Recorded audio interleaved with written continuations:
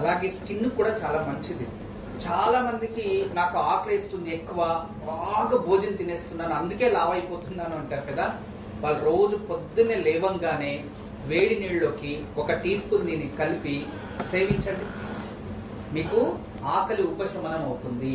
రెండోది, ఎవరికైనా ఈ పౌడర్ ని తయారు చేసుకునేది ఎలా అంటే, నిమ్మ పండుల్ని బాగా కచ్చి దాన్ని చక్కగా లోపల ఉన్న రసం అనంతా పిండి వేసి, ఏది ఒక పురుగులు అవి ఇవి లేకుండా చూసుకొని దాన్ని తడి లేకుండా ఉన్న చోటు మంచిగా ఎండబెట్టాలి. ఒక 5 రోజులు ఎండబెడితే అవి బాగా ఎండిపోతాయి. తర్వాత దీన్ని గ్రైండ్ చేసుకోవాలి, అంటే మిక్సీకి వేసి జల్లెడు కొట్టి బాగా పౌడర్ చేసుకోవాలి.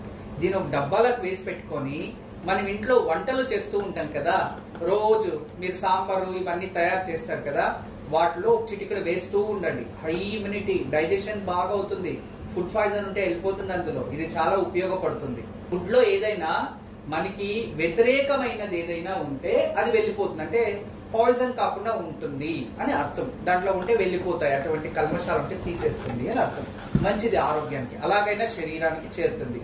తర్వాత చపాతి తయారు చేస్తారు కదా నైట్ ఇంట్లో భోజనం అంతా, ఆ చపాతి పిండిలోకి దీన్ని 1 టేబుల్ స్పూన్ అంతా కలిపేసి చపాతి చేస్తుంటే డైజెషన్ బాగా అవుతుంది, నిద్ర మంచిగా వస్తుంది, హై ఇమ్యూనిటీ, అన్ని రోగాలకి ఇది ఉపశమనం చేసే శక్తి ఉంటుంది.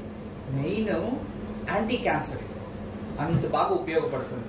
తర్వాత దీన్నే పెరుగులో వేసి బాగా కలిపి ముఖానికి ఫేస్ ప్యాక్ లాగా వారానికి 1 రోజు వేసుకుంటూ ఉంటే ఫేస్ పైన ఉన్న మరకలన్నీ వెళ్ళిపోతాయి. ఎండకి ట్యాన్ అయింటుంది కదా, అది కూడా తీసేస్తుంది. కాస్త కలర్, ముఖంలో గ్లో పెరుగుతుంది. విన్నారు కదా ఎంత గొప్ప పని చేస్తుందో ఇది.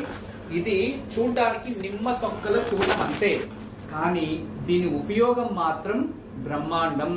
ఉపయోగించండి, ఆరోగ్యం కోసం ఉపయోగించండి, సన్నగా అవడం కోసం ఉపయోగించండి, ముఖంలో కళ పెరగడానికి ఉపయోగించండి, మరియు ఆహార పదార్థాల్లో ఉపయోగిస్తే డైజెషన్ బాగా